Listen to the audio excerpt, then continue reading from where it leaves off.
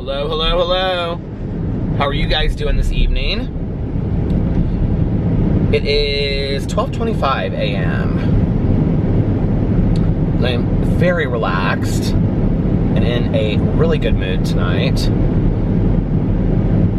I'm still dealing with this cold a little bit, but I feel a lot better than I felt. I've been drinking that emergency stuff, that vitamin C. It's like 1,000 milligrams of vitamin C or something like that. And I actually think that's been helping quite a bit. So I just had kind of a really relaxing day. It was a nice day. I got up and just kind of like hung out around the house. It was gray and kind of like gloomy and stuff outside, but I was in a good mood when I woke up.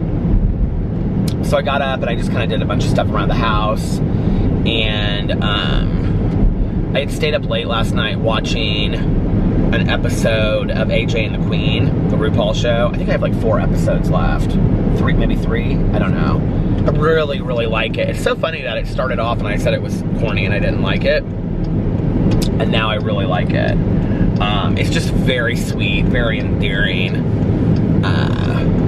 But kind of like the perfect mix of like adult and family. Like there's adult jokes and it's, I don't know. It's just, RuPaul is great in it, and the little girl, she's fantastic, that plays AJ in it, and the whole show is just really good. I really like it. So when I get done with that, I think I'm going to go back to watching The Good Life. And then I've also got Gracie and Frankie. I never can remember what that show is called. Like, which one goes first? With Lily Tomlin and Jane Fonda. I love that show so much. So I'm gonna watch that as well. I've got so many Netflix shows I want to watch. But then I went and I ran errands. I actually need to go by the post office to, I have to mail out these last giveaways for my Peter Review stuff winners.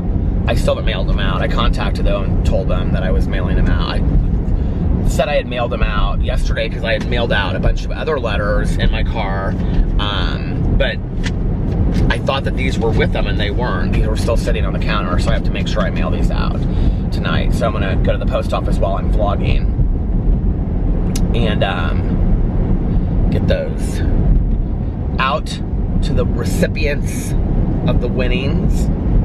So yeah, it's been a good day. And then I think I've contacted every person that's won. I think every person has claimed their prize, and most of the people have contacted me, and so they got their gift card in the mail. Almost everybody has. So I don't know. Anyway, yeah, it was just a real relaxing day. I didn't really do a whole lot, and I knew that Alex had this concert show that he was going to tonight. Paul Oakenfold, I can't remember if it's Oakenfold or Oakenfold. He's like this DJ that's been around forever. And it was at 9 o'clock, and he was getting off work at 7, and then he was gonna come home, and he was gonna like hang out for a bit and take a shower, and then his friend was coming at 8, and then they were gonna Uber to this thing. But they got to it, and their ticket said tonight, but apparently the show is sometime in April. So they ended up eating in Broad Ripple because the show was supposed to be at the Vogue, which is like this bar in Broad Ripple.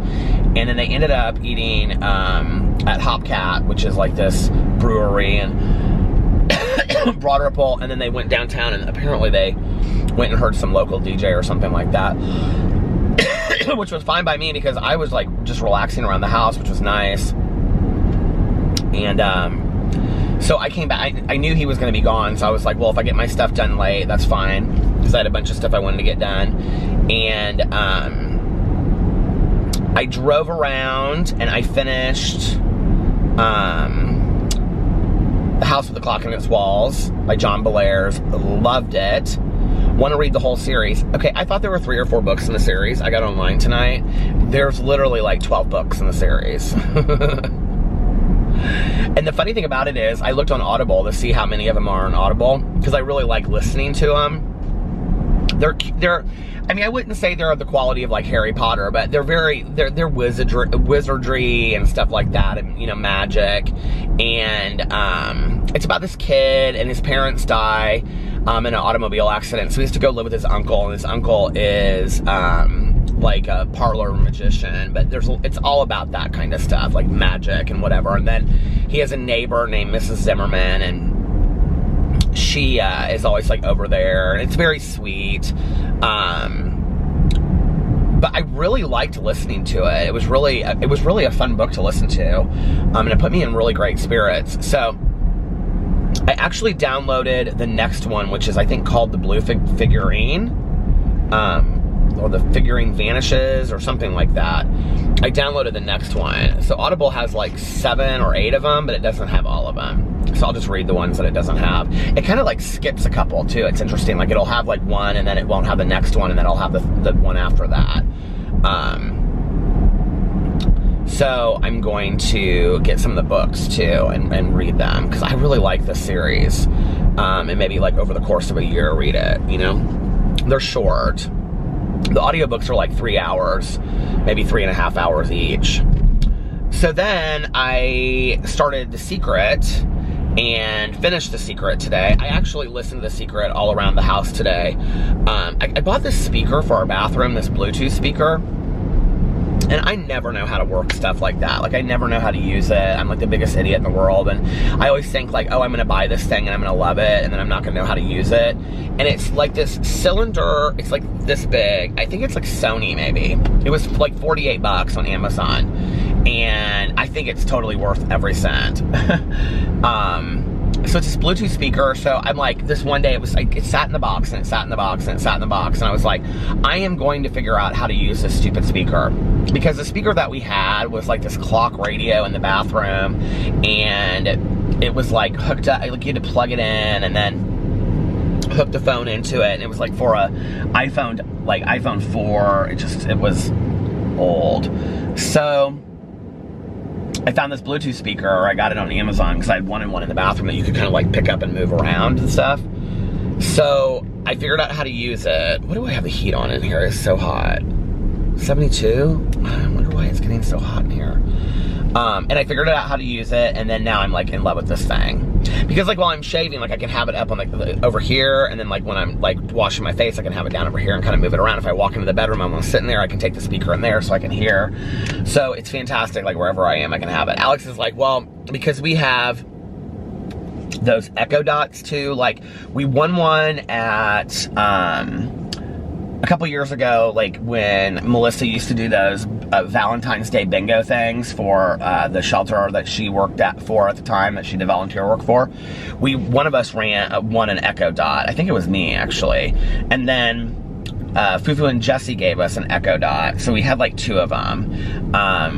And then we have like the other thing. So we have like 3 of them. We have like one upstairs. And Alex is like, why don't you just use those? I'm like, because I don't really understand it, but I guess they're basically the same concept.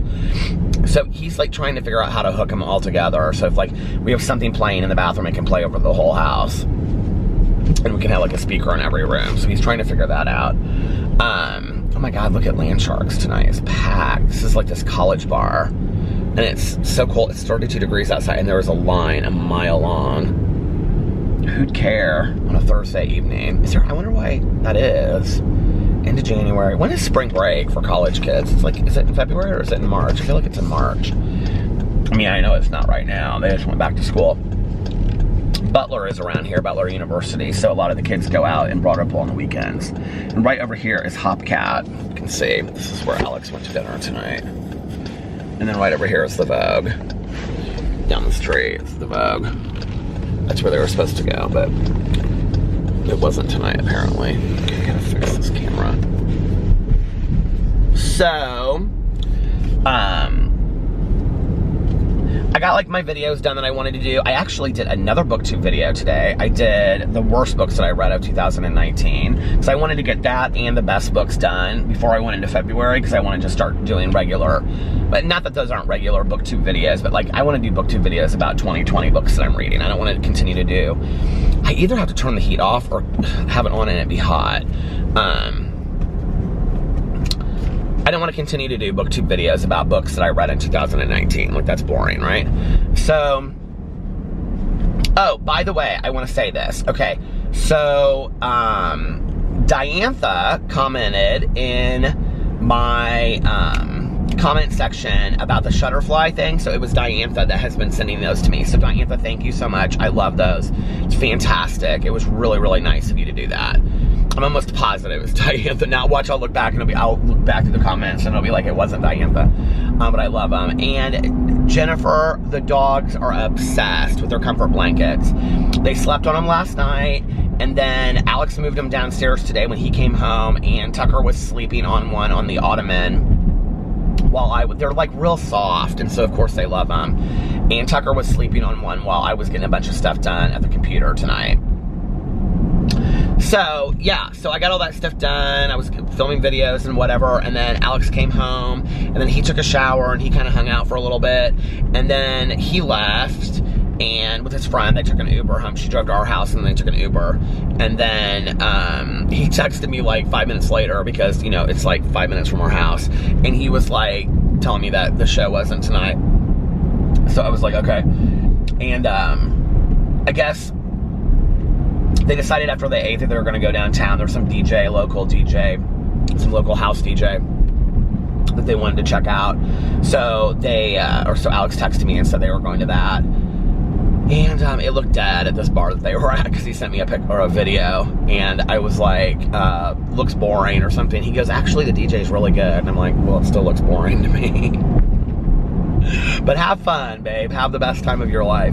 So, so that was that.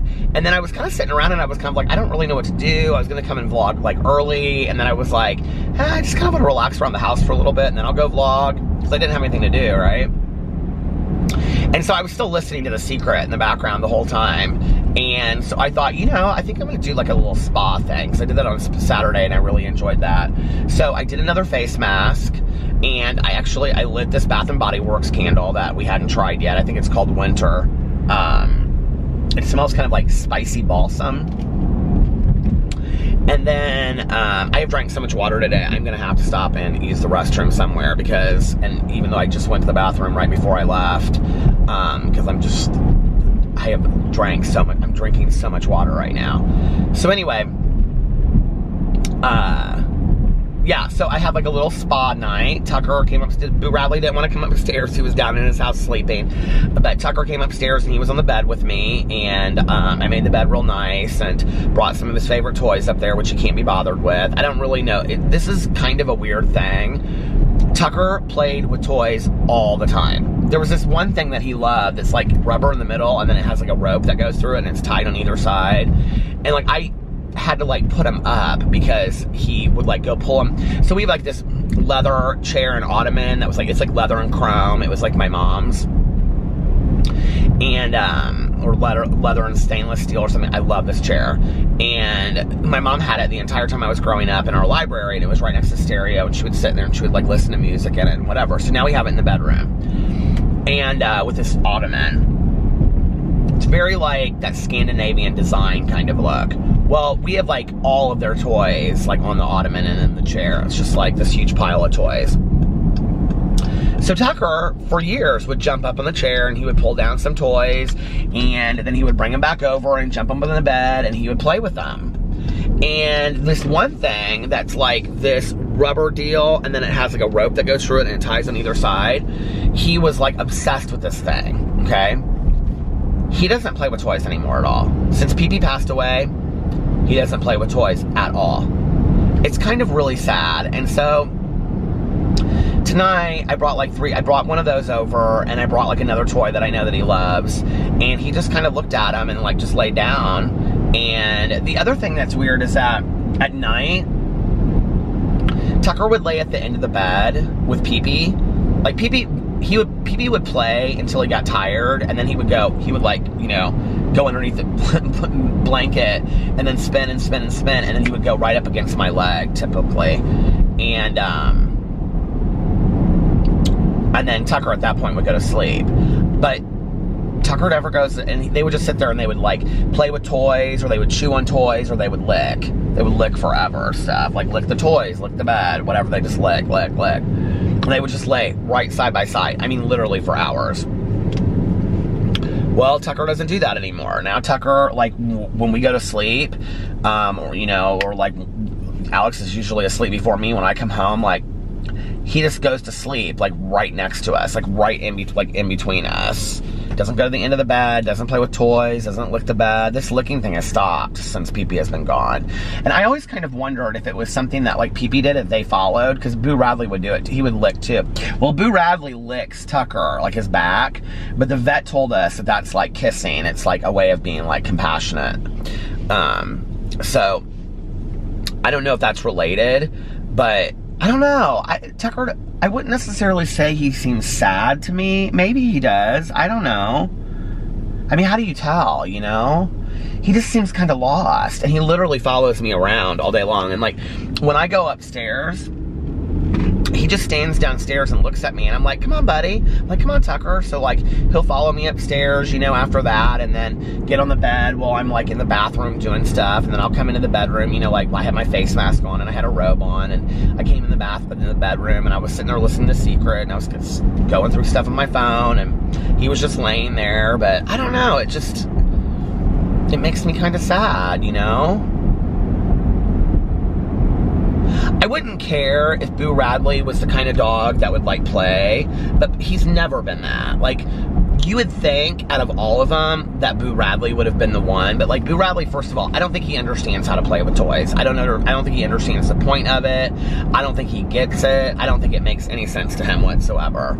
And even, like, if you give him a treat, like, he doesn't really understand the point of a treat. Like, he'll eat it, but, like, he'll lick it and lick it and lick it and carry it around with him. I mean, sometimes you'll give him a treat and, like, an hour and a half later, he'll come walking by you and you'll be like, hey, Boo, and you'll look and he still has the treat in his mouth.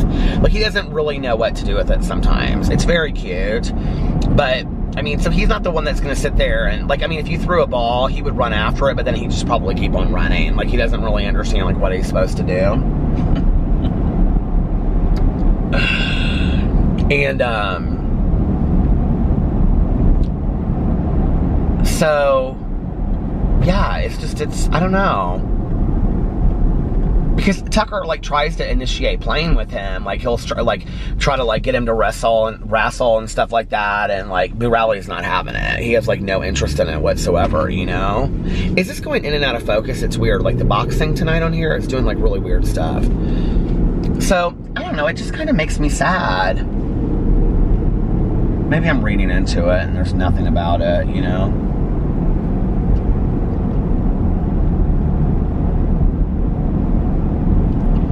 Even, like, when I take them out, they don't even seem to, like, really know what to do a whole lot anymore, because they used to always follow Pee-Pee's lead. And, like, wherever Pee-Pee walked, they would follow, especially Boo Radley. The other day, I was standing out in the driveway, and I was kind of, like, watching the other way, because they never go very far. They literally go, like, 2 feet from us. And I was, like, looking the other way out in the driveway, and this is late at night. Late at night, no cars come down our street. None whatsoever. I mean, it's completely dead. And our street, anyway, is literally probably 10 feet across, if even that. You can only have one car going down one way.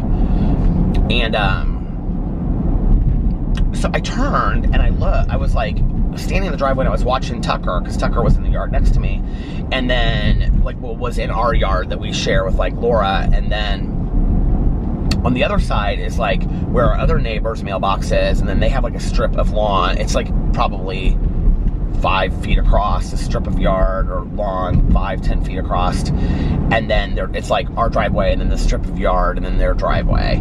And Boo Radley had been, like, smelling around that, and so I thought he was still over there. I mean, literally, I was looking the other way for, like, a minute, and I turned around, and Boo was gone, and I panicked. I was like, oh my God, Boo, Boo, Boo, and I couldn't find him. He was all the way up on our neighbor's, like, walk, like, by their door, and he was just standing there looking at me, like, what? I'm just up here looking at our neighbor's front. I was like, get over here, what are you doing? Yeah, but he doesn't like to play. He never has liked to play. And so if he did, I wouldn't be worried, because then Tucker would still get to play with Boo Radley. But now Tucker has nobody to play with. Pee-Pee would always play with him, you know, and Pee-Pee would, like, you know, wrestle and run and all that kind of stuff. And I mean, we're not thinking about getting another dog anytime soon, but, like, in all reality, that would probably be, for me, I almost thought last night, like, was it last night or the night before? It was one of these nights, Alex and I were both really struggling, and I thought he was going to look at me and say something about getting another dog. And what's really weird about it is, well, I mean, I know he doesn't want to get another dog right now. We talked about getting another dog, but that's down the road, like, way down the road. But I really thought, honestly, you know, I mean, I knew that Pee-Pee was going to pass at some point. I mean, he was so sick for 2 years, you know?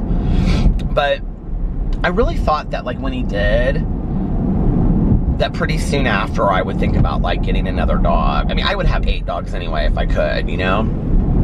Do you guys follow that guy? I don't know who told me to follow him. I think it was either Tanya. It wasn't Tanya, because I mentioned him to her the other day, and she had no idea what I was talking about. I think it was my cousin Caroline. This guy, and he rescues and takes care of these, like, elderly dogs that have diseases. He has an Instagram, and he has this huge following on there. And he has, like, 8 dogs, a chicken, and a pig. Do you know what I'm talking about? Oh my God, I love this guy. I love his Instagram. I'm obsessed with it. But, you know, I always thought it would be me that was kind of, like, jumping to wanting to get another dog. And it just feels very much like a replacement to Pee-Pee right now. Like, I have no desire to do that. Like, none. But, like, one of the only reasons why I would think about it, like, if Alex said, okay, let's do this. The only reason why I would is because Tucker seems lonely right now. And Boo Radley is not the kind of dog that wants to play with them. I mean, Boo Radley would literally sleep 23 hours a day and then eat and walk around outside for the last hour. I mean, he just loves to lay there and sleep. I mean, wherever he is. If he's upstairs on the bed, if he's down in his house. I mean, he goes down in his house all the time. He just loves to be down. I mean, we leave the door open. He just walks down there and goes, I'll be like, where's Boo Radley? And I'll walk down there and I'll be like sitting there and I'll be like, he'll like look up. Like, what's going on, Dad? You know, but that would be the only reason that I would actually even entertain the idea. But that's not a, I mean, I say that's not a reason, but maybe it is a reason. Hell, I don't know.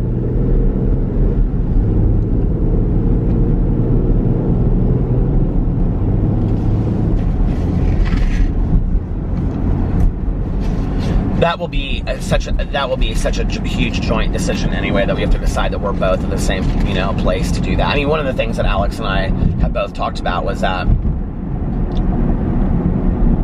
you know, part of the reason why Pee-Pee was the way that he was, that we could take him anywhere, and that he was so personable, and he was so well behaved, and he was so well trained and stuff, was he was raised in a house with 5 people in Bloomington. So literally, I mean, Alex told me this, you know, we were talking about it. He was like, Pee-Pee literally was on a schedule. I mean, he went out like every hour and a half. He was kept in a crate, and he went out every hour and a half because there was always somebody at home to take him outside. You know, if I was at class, there was somebody else that could take him outside, blah, blah, blah, whatever. And he was on an eating schedule. So he would eat twice a day, and he would eat at the exact same times twice a day, right? He was taught not to beg. He was around a lot of people. So he was constantly like, I mean, there was always people over there, you know? And Alex would take him everywhere. You know, Alex would take him to, you know, wherever he was going, Alex would take him. So he got, you know, really socialized very, very quickly. And a lot of the places, it stopped. A lot of the places that Alex would take him to, the other people had cats and dogs. So, like, Pee-Pee was never afraid of being around another cat or another dog or another animal, no matter the size of it or whatever, right? And Boo and Tucker are very similar to that, too. I would say Tucker is, but Boo Radley is scared of his own shadow, so I don't think that really counts. But, like, they're very socialized as well, and they're very well trained. And that has a lot to do, you know, they have accidents because they're small dogs, but not very often. I mean, Tanya and I were talking about it the other day, because I said something about, like, when they're at the kennel, because, you know, Pee-Pee she would keep in her office, but, like, Boo and Tucker, she puts in a lead so that they can run outside, and they love it, right? And she said, oh, she was telling me this funny story, because Boo Radley kept on, like, they would put a blanket in there. So they have like so the way that Tanya's place works is, anyway, it's like this, like they have this huge, like 5x5, like inside thing, right? Maybe even bigger than that. And it has like a bed in there and beds in there, and it's really nice. And then it has like a door that they pull open, the dogs can run outside, and it's like a 15-foot like lead, 15 like length, maybe longer than that, maybe 20 feet. I don't know, it's long. And then it's probably like 5 feet across. So the dogs can run outside, they can come inside and whatever. Well, every time one of the girls would put a blanket down inside, Boo Radley would take it back outside again. A little SHI to it. He would take it back outside because he wanted to sit in the sun with this thing, right? So he would pull it to the very edge because they're covered, okay, outside, like in case it rains or whatever. So he would pull it to the very edge so he could sit in the sun. So he had all these blankets at the end of the thing, right? Well, I said something to her. I said, you know, like, like, are they bad about like pooping? Because, you know, then they take them out into the play yard, you know, every other hour, things like that. And so I said, you know, are they bad about like pooping in the runs or whatever when she's there? And she was like, Boo and Tucker never have an accident inside, ever. She was like, Peter, even like our most trained dogs have accidents inside because they're in a kennel, you know? She was like, it's almost unheard of. She was like, Boo and Tucker never have accidents. They always wait till we take them out to the play yard. So, you know, I don't know, like, maybe they're so well trained because of pee-pee.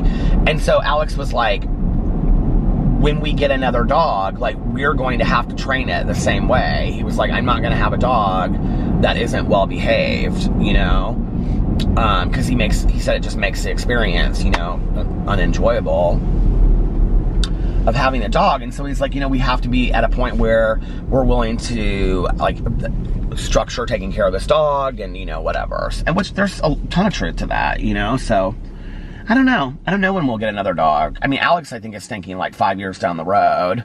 I'm thinking like 6 months to a year. I don't want to wait. I mean, I think ideally Alex would probably wait. You know, like, Alex's attitude a lot was like, well, why get another dog if you're just going to get really upset when this happens at the end, you know? And I think we're like, that was his attitude before. And like, having gone through this with Pee-Pee and just realizing, like, even with that, like, how sad it was. Imagine what his life would have been like had he never had Pee-Pee, you know? And I think that he was able to find gratitude in that and appreciation. And so I don't know. I think ideally Alex would probably wait until Boo and Tucker were gone, but I'm not waiting that long. And I really think for Tucker, like, the thing is, like, now I'm kind of like, well, what if something happens to one or the other of them and then it's just one left? I just cannot deal with how lonely they will be then. But they're, oh God, I shouldn't say this because it scares me to put this out in the universe, but I think I meant to say they're both really, really healthy. So the reality is they could live for a long time, you know? And I mean, they see the vet all the time and they get their vet checks and, you know, they eat healthy and they don't eat a lot of table scraps. Although Alex and I kind of said that we're going to maybe start giving them some table scraps sometimes because we felt bad that we never ever really did that with Pee-Pee. And it doesn't really, you know, I don't know. I'm not going to go out of my way to give them table scraps. It's going to make their little stomachs hurt. But I think every once in a while to give them something, I think is fine. They really can't handle it when we give them anything other than what they eat. And they love what they eat. They love their canned food, you know, and their treats. I don't know, dogs change our lives, don't they? So I was listening to The Secret, and then I did this like clay pore cleansing face mask, which I absolutely love and I swear by. Makes my skin so soft. I love it. And then lit the candle, and the bathroom is so spotless right now. It's so nice. I just want to hang out in the bathroom because it's spotless. And so then I took, you know, not that our bathroom is ever really a mess, but it's not, I mean, it is like crystal clean right now. I love it. And then I took a shower, a super, super, super hot shower, and did the conditioner on my beard that somebody suggested, and I washed my hair, and then I conditioned it, and then I also washed my face with this, I think it was, well, I don't want to say what it was, because I used it, this was like my first or maybe, I think I've used it before, but I don't remember the last time I used it, so I used it again, but I just wanted to try something different, and I didn't love it. And I remembered I didn't love it before, and I really don't love it now. So, I used that, and then I used bar soap because I didn't, my face didn't feel clean after I used this stuff. And then I used body scrub, body soap, and then body wash, and then I got out and I lotioned up and put the Secret back on, and I was drinking water, and it was just real cozy. And then I finished the Secret and took the dogs outside and got dressed and was texting Alex the whole time about what he was doing and all that kind of stuff. And then got dressed, and now I'm I started listening to the I'm listening to this Taylor Jenkins Reid book. Did I mention this already? So I was going through to try to see what all of my books were that were really short, and because I was like, okay, well, maybe I can get in one more short book before the end of the month, and then that will be 9 books. Or no, well, this will be 8 books. This will be my 8th book. Oh, but if I finish this book, which I only have a half an hour left because the book is only an hour and 20 minutes anyway, and I've already listened to 20 minutes of it because I'm listening to it on 2x speed. But if I finish it and then I start listening to this John Belair's book, if for some reason I would get this John Belair's book, which is only 3 hours long, 3 hours and 3 minutes, I think. If I would get it done tomorrow, that would be 9 books. Even though, like, several of them are short, I know. I would have 9 books done for the month of January, which I would be very, very proud of myself. And I would be ahead of schedule. I would be like 1 book ahead of schedule. So, we'll see. We'll see. I'm listening to the,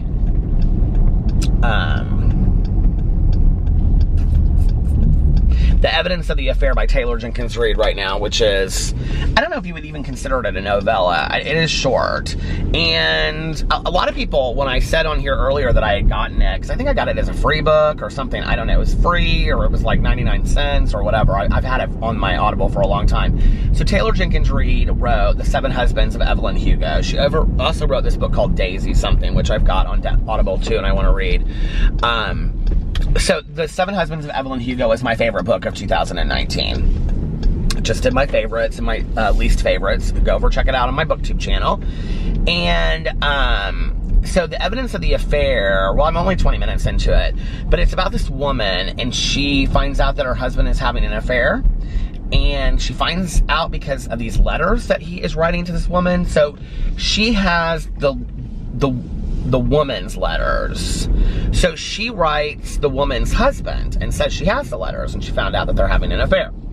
And then she and he start, it's all 4 of them writing letters. You get it? Okay. I don't know what I think of it yet. I don't dislike it, but I don't love it. You know what I mean? It's not like the greatest thing I've ever read. It's not like I'm like, oh my God, get to my car so I can listen to this book. Which, in all honesty, the John Belair's book was kind of like that. The House of the Clock on Its Walls. Which I can't wait to watch that movie. I'm really excited about watching that movie now that I've read the book. And you know, I thought I had read it when I was a kid. I don't think I had. I don't think I had read maybe I started it or something, but I don't think I read the whole thing. Because a lot of it at the end wasn't familiar to me at all. So, I don't know. Maybe I did, maybe I didn't. All I know is at this point I'm trying to go as long as possible without going to the bathroom. Do you ever do that, like on road trips? It's like, okay, if I go past this exit, can I make it to the next exit? Will I be able to make it to the next exit? And then you go past the next exit, and it's like 23 miles, and you're like, oh my God, I should have gone. What did I just do? That's kind of how I am right now.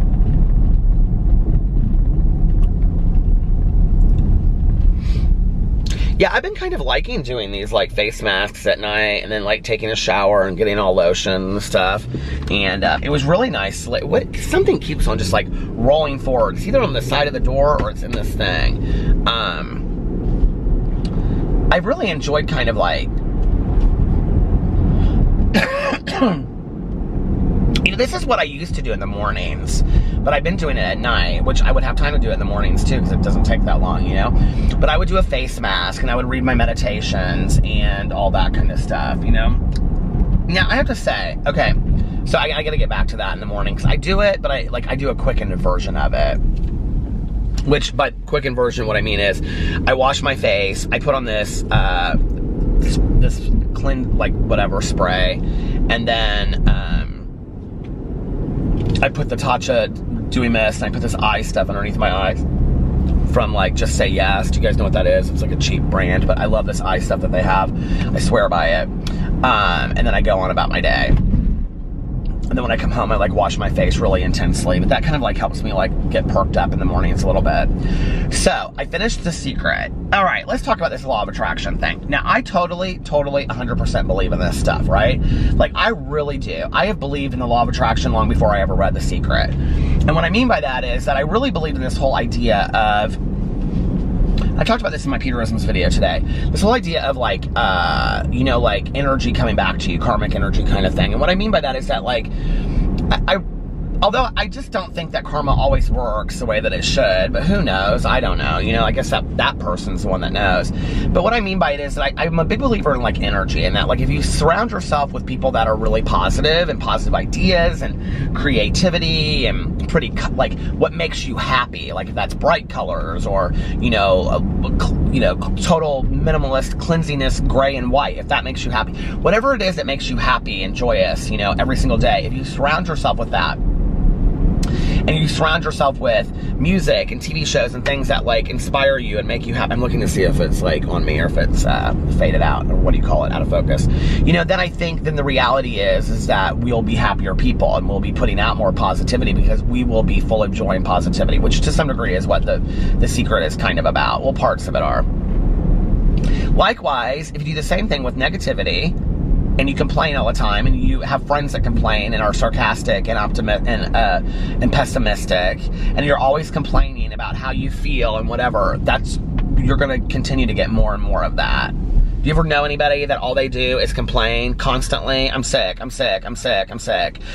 And I was thinking about this tonight after I listened to this, because, you know, I've said on here for the last couple days, I haven't felt very well.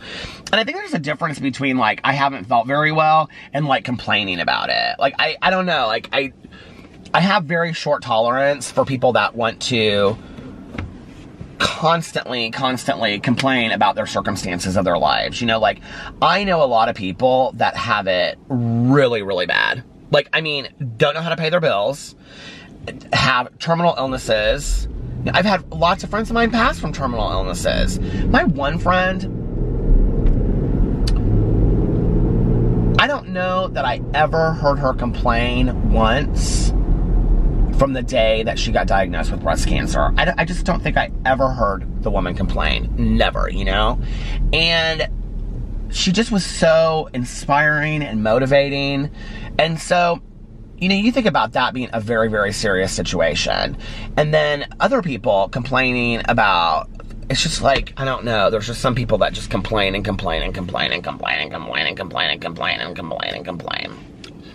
Oh, my battery's dying. I need to change my battery. Hold on a second.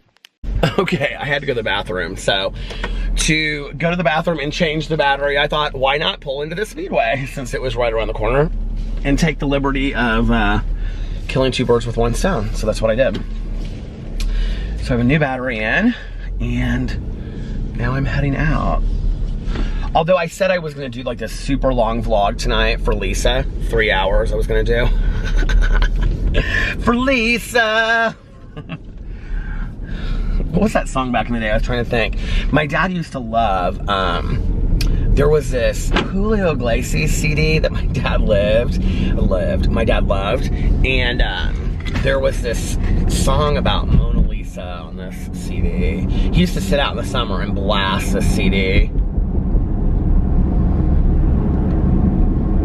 I should, like, download some of that Julio Iglesias stuff. I liked that back in the day. I constantly download songs, like, from the old days. I just downloaded Kool and the Gang. Get you back up off the wall. Anyway, what was I saying? Oh yeah, people complaining. I just get tired of it. It's just like, there's no reason for it. Let's practice in 2020 positivity, and let's take our negative thoughts and let's turn them into something positive, right? Let's be hopeful. Let's be positive. Let's try to have a different mindset. You know, a couple years ago, and I've talked about this on here, I asked Alex, like, this has been, okay, so this was like the year that I went back into meetings in January. And I asked, so it was probably 8 years ago, no, because we got married 8 years ago. It was the year after that, so I think it was 7 years ago. I asked Alex what he wanted for Christmas, and he said, I want you to be in a positive mood every day that you wake up for the next year. Which stung, you know, because I had been so negative. I pessimistic, saw the glass as half empty. I just always was such a downer to be around. And so I took a picture of myself. I did my hair nice and everything, and he still has this picture next to his bed. And I took a picture of myself smiling, and I said, every day for the next year, I'm gonna be happy.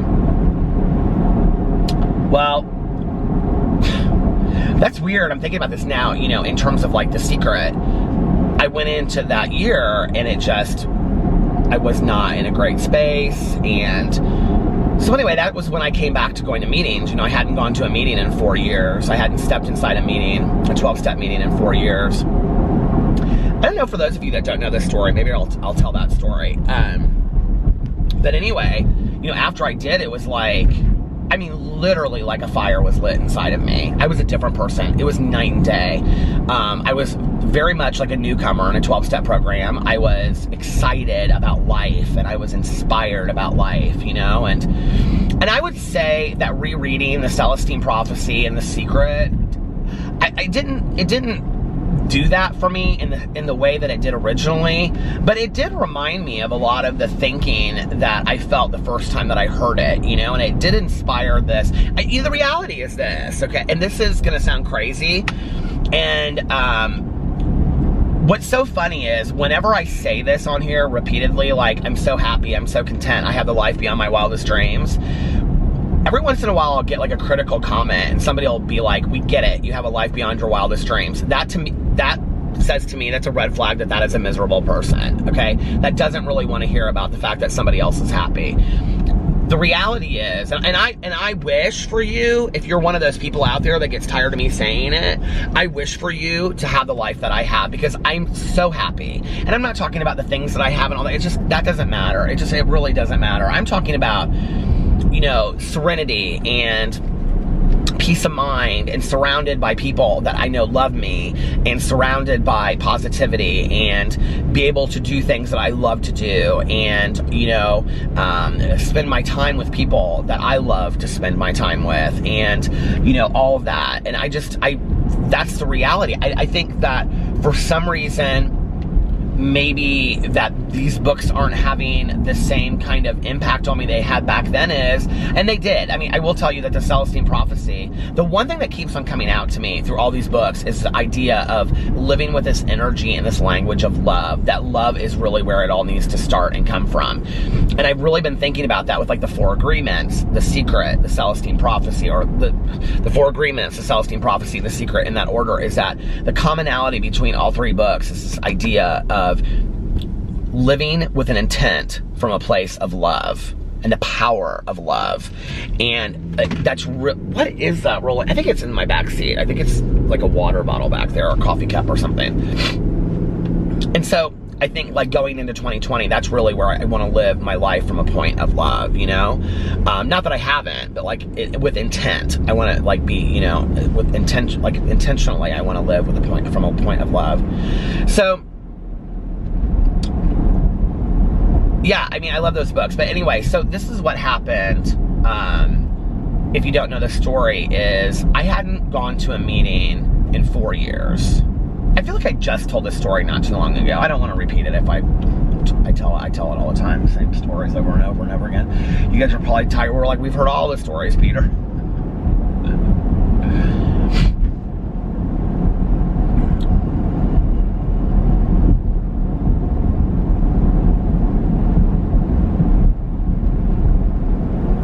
not true. I haven't told all the stories. I have a lot of personal stories on here that are personal to me.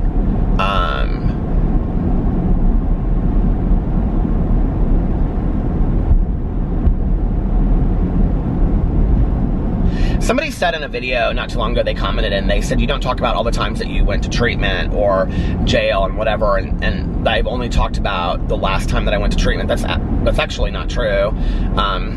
I talked about being in an outpatient program. I didn't have great experiences before. I have no problem sitting on here and talking about all those experiences, but I didn't have great experiences with those things, you know? There was 3 outpatient programs, 2 inpatient programs, and one of the outpatients was like an outpatient intensive day treatment program kind of thing, and then the jail stuff I have talked about on here. I've talked about being arrested and that I was a designated driver the night that I was arrested. I talked about getting arrested with a fake ID. I've talked about that on here before. Yeah, I mean, I have to kind of, to be honest with you, I have to be in a mood anymore to relive the really dark days of my past. One of the reasons why I focused so much on talking about the last treatment that I had was because that was the treatment that made the difference for me. That was the treatment that something clicked. The other ones didn't. I've shared the story on here before. I was in an outpatient program. And the other thing I want to say is this, is that I don't really remember some of the treatments that I had before as well. Like, this one outpatient treatment that I was in, I drank pretty much the whole thing. Like, not like during, obviously, when I was going in, but on the weekends and things like that. I had it almost down to a science of like when I could drink like on a weekend and I had to stop drinking. Now, I didn't smoke or use drugs in those programs because I knew that I was gonna get drug tested.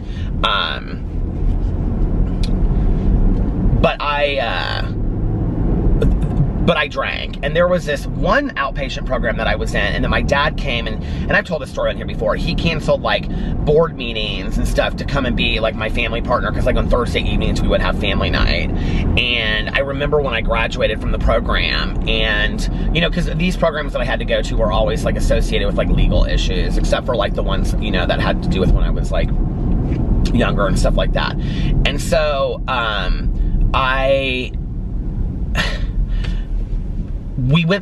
they passed this coin around in treatment, and this outpatient program was actually at the same treatment program that I went to that I got sober at years later, but this was like years before. I would have probably been, I'm trying to think, because I remember the friend of mine that I drank with at the time, so I'm trying to think of when I met her. I was probably 18 or 19, because she and I were in creative writing classes together.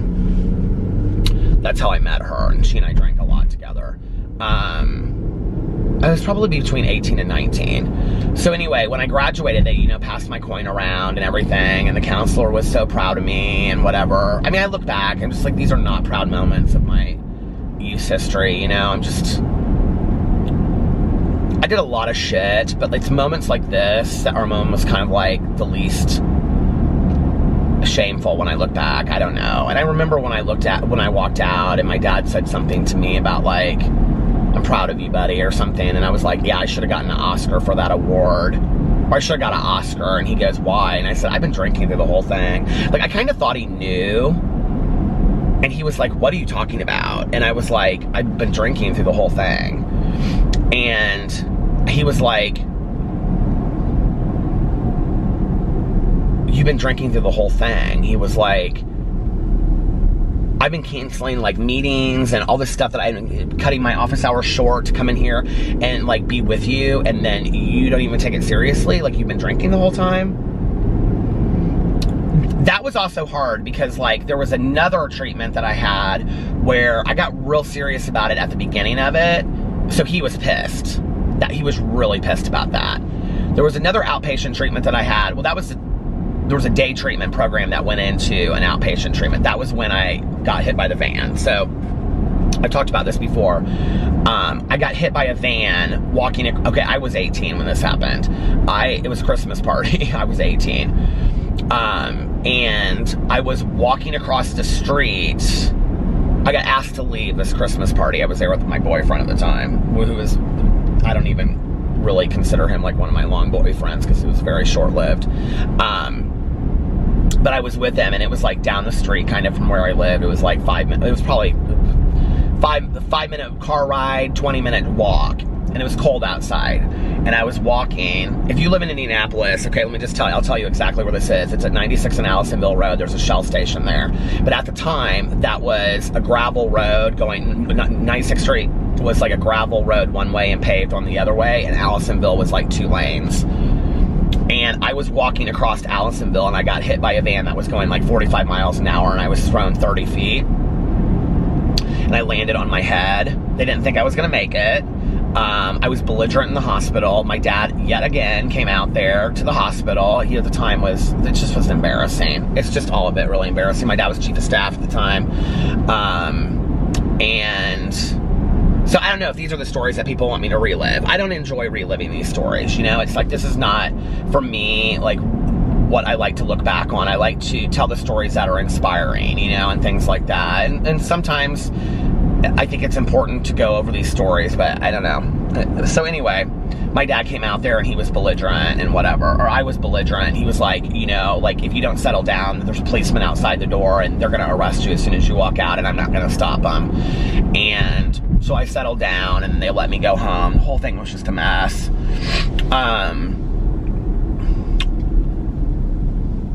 And my neurologist later kind of wondered if that accident didn't have something to do with me having epilepsy.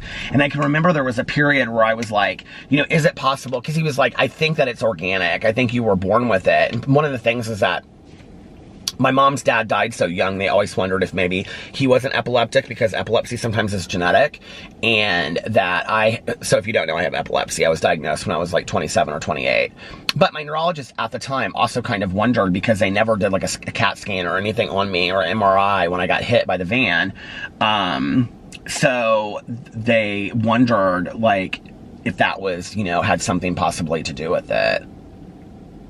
But I got put in this program, this stupid program. But I got real inspired, like, right away. Like, you know when you go through something and it's like, okay, like, this is it. Like, I'm different now. Like, I'm gonna be different. Like, I really felt that way. Like, I really felt like I'm gonna stay sober.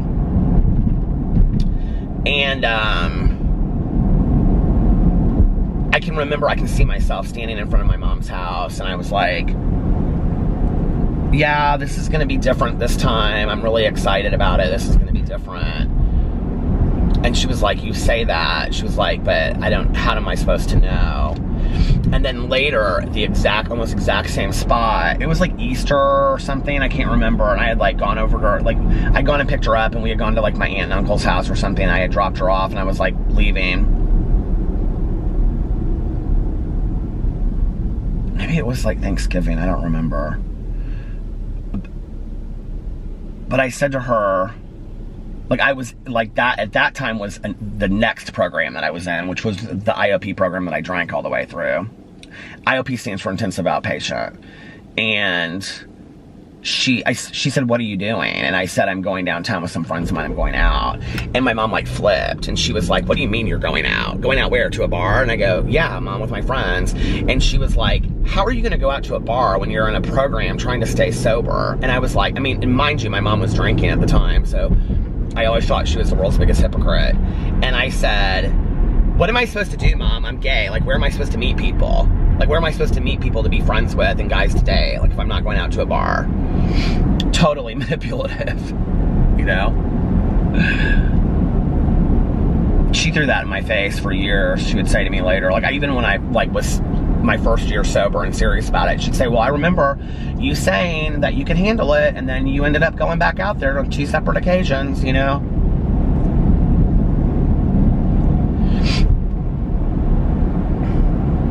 Mess.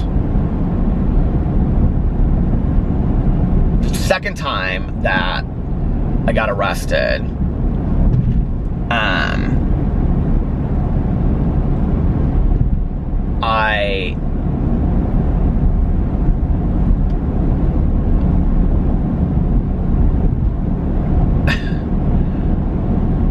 this car starter on my car. So they used to, I don't know if they do these anymore, but they have these things back in the day. I was actually talking not too long ago. It's like, okay, anyway, I have a friend of mine that's works in the legal field that's sober. And I was telling her about this. And I had one of those car starter things. Have I ever shared this story? I just don't like, these are not the stories I love sharing. I don't know if I've ever shared the story. If I've shared the story, it's been a long time. So I had one of those car starter things in your car. So what it was basically, it was a breathalyzer in your car. And to start your car, you had to like breathe into this tube thing, right? Okay.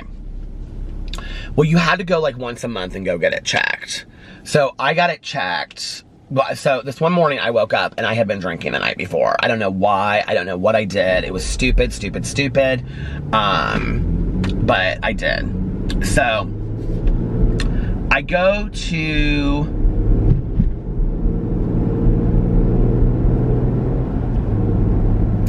I don't remember how I got the car started, but I got the car started somehow. I think I might have had my roommate come and start it for me. I think I might have had her blow into it. Like I was like, okay, you have to blow into it this way. And the thing that was really weird was actually like, I hadn't really like drank and tried to ever get in that car. Like I would drink at home, but I would never like the next day try to get in that car or whatever. Like I was really good the whole time that I was on that thing. That was early. God, that was like when I was really young for that, I think. All the crap I've been through. God, it seems like so long ago. I mean, it's been almost 30 years, right? So anyway, somehow I get to this garage, and it's just like a regular auto garage, you know? And, I will say this though, you know, I'm not a big believer in like scared straight tactics, but this situation did scare me enough. Like, I think this was like the first time I went to go take my car in to get checked. And this one situation did scare me enough that I never did this. I never drank the night before again. So I took the car in, and it's like this garage. It's just a regular auto shop. And like, they're checking my car, and they do something to it. I don't know. They check like a tape inside of it or whatever to see like how many times. So this was the deal. You got to start it once, and then it would like shut off for like 3 minutes. And then if you failed it, and then you try it again, and it would shut off for 3 minutes. If you tried it 3 times and you failed 3 times, it shut off for like 24 hours, right? And it was hooked to your starter. So he goes, the whole thing's checked out and everything like that. They don't check it out like and judge you. They're like, they send the results off or something to like your probation officer, who I think the entire time I had that probation officer, I saw her like 3 times or something, like twice. I was on probation for like over a year or something. I never saw her hardly ever. So anyway, so I go to start this car. They're like, okay, you can go. And so I go to start the car won't start. I can't pass the test. And they're just like looking at me, and they're like, and I'm like, oh, like I used Listerine this morning. And I mean, I'm like, you know, figuring out like, okay, what are all the things I can say? And I'm like, I have a lot of cologne on and whatever, which I probably did. And probably Lagerfeld or something back in the day. So they're like, oh, okay. And so the guy turns it up a little bit, right? So now it's like, now it's even like it's at a higher level for me, so it's easier for me to pass, right? And I go to start it again, and it still won't start. This happens like twice, okay? And so finally he's like, okay, I'm gonna turn it up one last time, and then you should be able to start it. And I'm like, I can remember sitting there and being like, please God, please God, and all that is good, let this car start. And it started. I couldn't believe it. I was so scared to death I was gonna be arrested on the spot. Like, I was like, okay, this is it right here. But then the thing is that the car was turned on. So I knew that like I could go somewhere and I could have like a beer and then like drink it and then like come home. But I don't remember thinking, I think I did that. Like I drank a couple times and tried to get home, but I do remember the whole time that I had that thing on my car that like I would leave my car a lot of places. So it did actually, I mean, I wasn't supposed to be drinking anyway, you know, but in all actuality, it did work. I mean, like for the purpose it was serving, you know. I just just think it's like, I look back on that and it's just like this unreal world that like I lived at that time. Like, it's just, I mean, in all honesty, between like, I mean, I got in a lot of trouble when I was in high school for different stuff, but like most of my trouble started for me really like the day I turned 18, like my 18th birthday after I graduated from well, probably the month before that, the whole month after I graduated from high school. I mean, I literally was drinking every day. I was using every day. I mean, 18 to 22 and a half, you know, was just a mess. It was just straight up a mess. And, it just was horrible.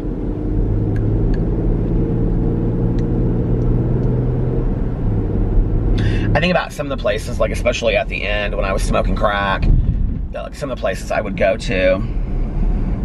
I remember I've talked about this on here before, I think, but like there was this one house that I would go to, this one guy, and I would go in there and it would be like him and like 4 of his friends sitting around.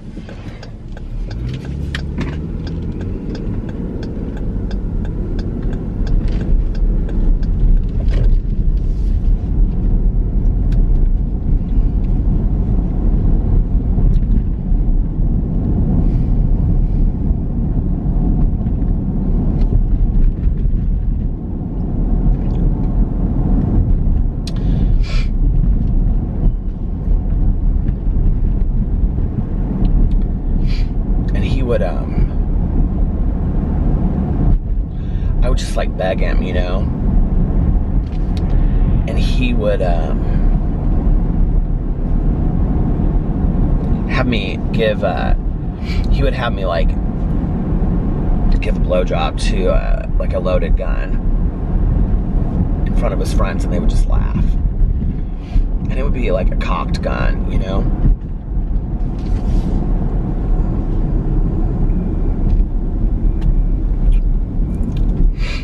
I've talked about that on here before.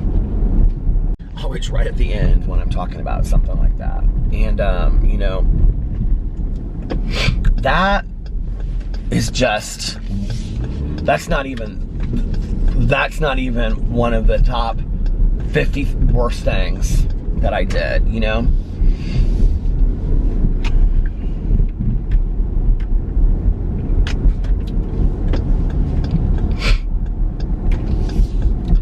So I feel pretty blessed to be here today, and I kind of like prefer talking about the good stories, you know.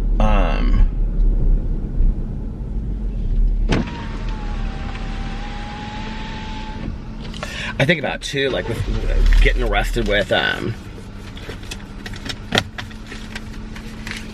when I got arrested with a fake ID and used a fake ID, I don't think I even have my real ID on me.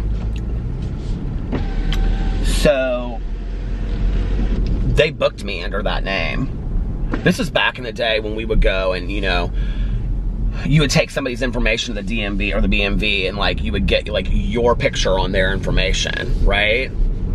You can't do that today, but back then you could. And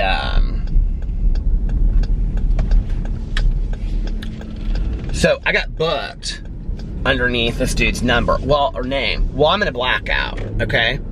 So my one friend who is her 21st birthday, and I'm supposed to be the designated driver. My friend that I went to elementary, junior high, high school, college, graduate school with. She and my other friend that I went to high school with, like the 3 of us were like, you know, good Judy's best friends back in the day. They're like trying to bail me out. Because, oh, did I mention, my mother, she's in her own drinking haze. She can't handle to deal with anything like this. And my dad and my stepmom are out of the country. And they don't want my dad to know. And so, I was supposed to be doing something too. I can't remember. We had this birthday party at my apartment, I remember. And we had like black, it was like, we called her over the hill. and there was like black crepe paper. We had a black cake. We had black everything. It was all over the apartment. And,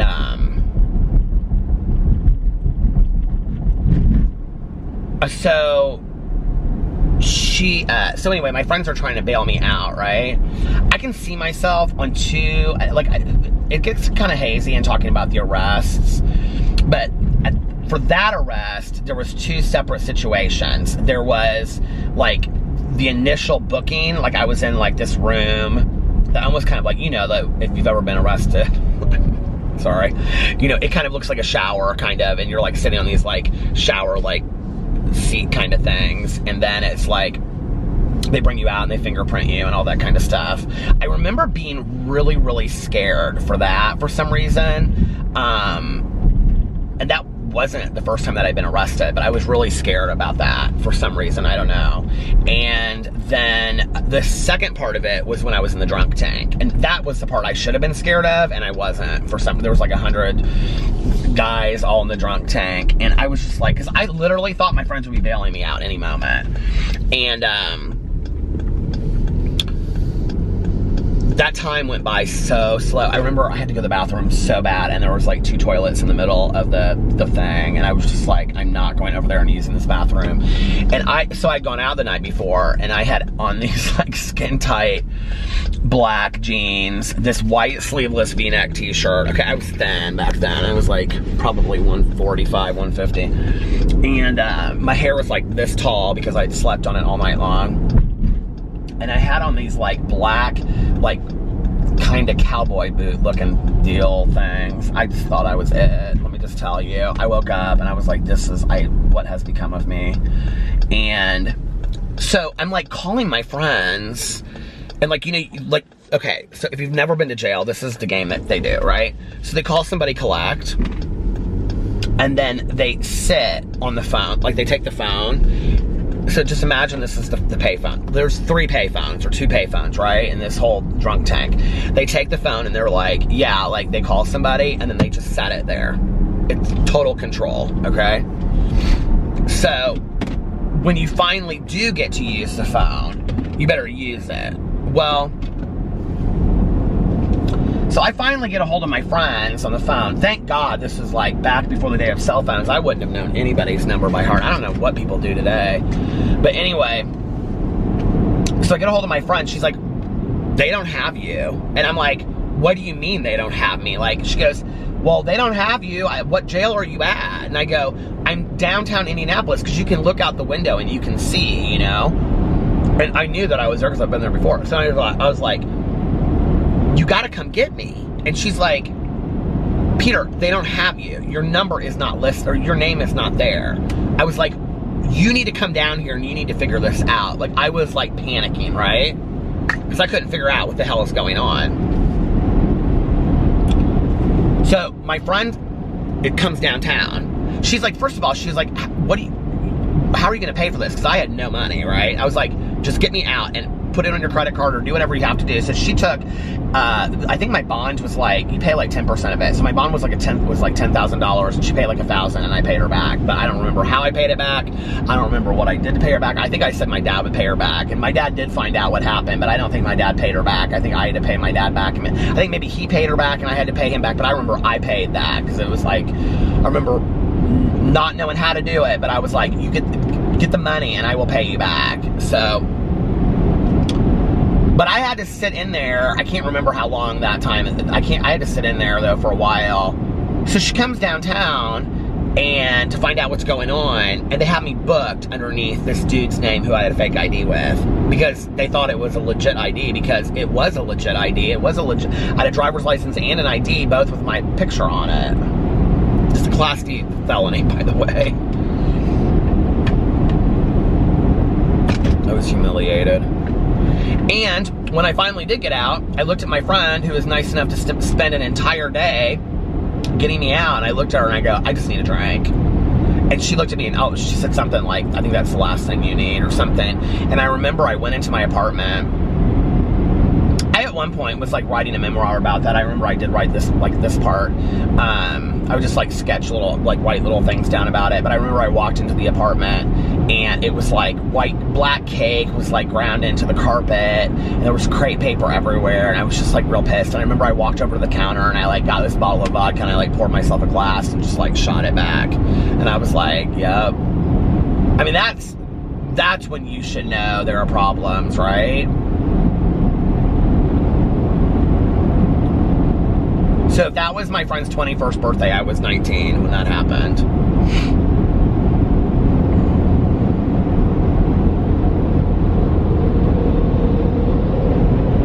Unbelievable. Or would I have been 20? Doesn't matter. God, to think that was 27, 28 years ago. It seems crazy to me.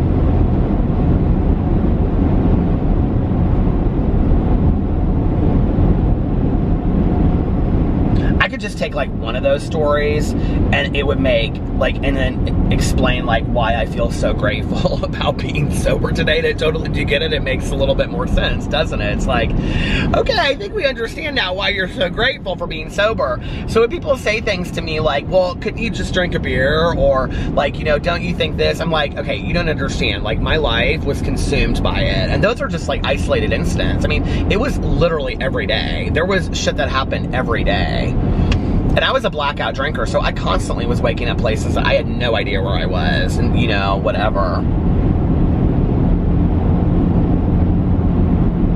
But for the grace of God, I think, you know, that I'm even still here today. I don't think I was supposed to, and I feel extremely blessed for, you know, that's why I say, you know, I have a life beyond my wildest dreams. And look at that life that I just explained. Those are just small things, you know?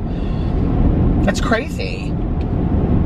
Absolutely crazy. There were hours upon hours upon hours. You know, like my friends and I would be in a bar and I would just leave. I was like known for just leaving, right? And my friends would go and they would drive around the streets of downtown and south side of Indianapolis for literally hours looking for me. Hours. In the dead of winter. I'd just be walking around, no shoes on, you know, smoking cigarettes, completely in a blackout, had no clue where I was going, you know.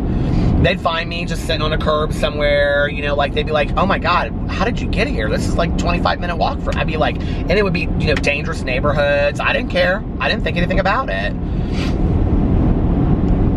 I mean, I am so blessed to have had the friends I had back there that even, you know, that took care of me. I mean, I had some amazing friends that really, really, really cared about me. And I think that was the thing too, that I had to start looking at, like, you know, I had friends that I used with that I think cared about me too, but not on that level. I had to really take, and all of those friends over a period of time, I really kind of pissed away. And thankfully, I got some of those friends back when I got sober, you know. My friend that picked me up from treatment is my friend that I had elementary, junior high, high school, college, and on. It's out of focus. Can't see that. You know, she never gave up on me. Come on.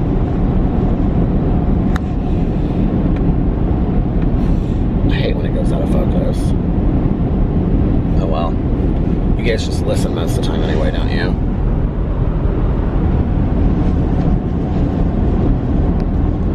I just got really hungry for Cheesecake Factory because I saw her at Cheesecake Factory. I was there with my husband. She was there. Okay, hold on a second. Okay, I was there with my husband and she was there with her like niece and somebody else, and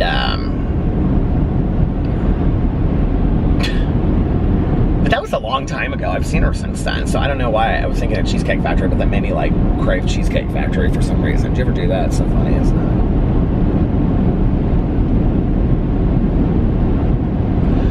So yeah, The Secret. I don't know what I think about it. I believe in it. I mean, I believe in visualizing your destiny, and, you know, I really believe in, like, manifesting the things that you want in your life and really, you know, bringing them in and all that stuff. I really do. And so I guess I do believe in the Secret. I don't believe in it as far as, like, some kind of, like, hokey magic, you know, like, I don't know. But I will tell you this, that she wrote the book, The Magic, or Magic, which I keep on saying I'm going to do, and I'm going to do. In fact, tonight, after I got done with The Secret, I was like, I think I'm going to start that tomorrow, or February 1st, because February 1st is what, Sunday? And I was like, I think I'm going to start that on Sunday, and do it for the whole book of February. And I say that, and then I probably won't. But, you know, the time that I did that book, Alex was like, that is one of the happiest you've ever been in your entire life, was when you were doing that book. And it's, you know, basically 30 days of gratitude. You're practicing gratitude about your family, people in your life that care about you, the money that you were given in your life, your education, you know, just like just everything that you can possibly be grateful, the food you've had in your life. They do this whole like magic thing about, you know, your day, going through your day and picking out the number one best thing that happened during the day. There's all these great exercises in there that I did it. And I can remember, like, when I did it, I was just so full of gratitude and love. And I think that it was because, you know, I believe that gratitude and love are actions. And so it was really about putting all of that into action and practicing it and practicing it and practicing it. So I don't know, maybe I will start it and see what happens as a result of that, you know? It's been a couple years since I've done it. I don't remember when I did it last. I don't even know why I did my hair tonight, going absolutely nowhere, except for to listen to this Taylor Jenkins Reid book. Did you ever do that?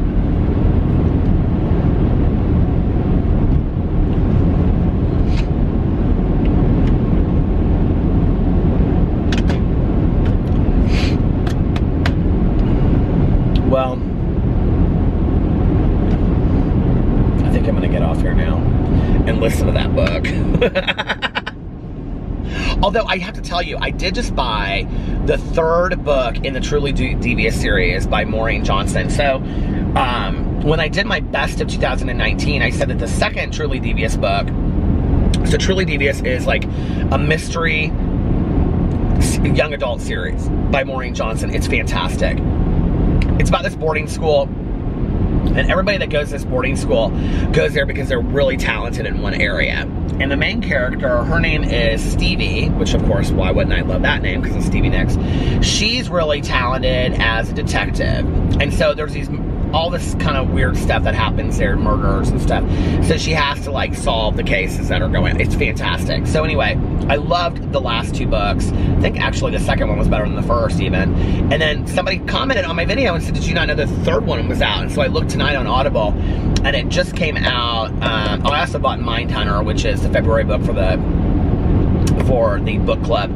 And I looked, and the third one came out on the 21st of January, so I bought it. I can't remember what it's called. The hand something. The hand vanishes. The hand something. I don't know. No, because the second one's called The Vanishing Staircase. So I don't know. The Vanishing Stair. So I don't know what the third one's called. But anyway, I'm excited about listening to that. I really want to start that. So, but I'm going to finish this depressing book about an affair. the evidence of the affair of these people writing these. I know it's going to happen already. The other two are going to start seeing each other and fall in love and want to write romantical letters to each other. They all just need to go to counseling. Then there would be no book. Anyway, I hope you guys are having an amazing Friday, unless you have other plans. But like I always say, do not have other plans. Make the most of your day. Do something fun today. Do something relaxing. Thank God it's Friday.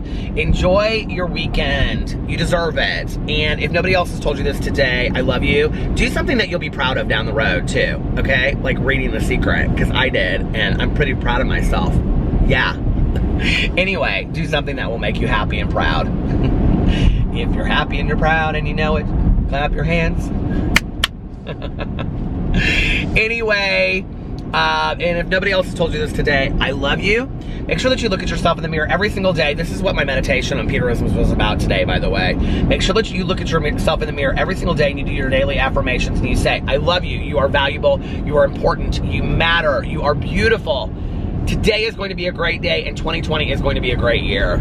And most importantly, make sure that you pass it on to somebody else and let them know how important they are to you. Let them know how much they matter to you. Do some random act of kindness today. Put good out in the world. Put positivity out in the world, and it will come back to you tenfold. I just know it to be true. We should all be practicing that. I will be practicing that as well. I love you guys. Thank you for watching, and you make my day every day by watching this. I appreciate it. I love you, and I will see you tomorrow. Bye. Love ya.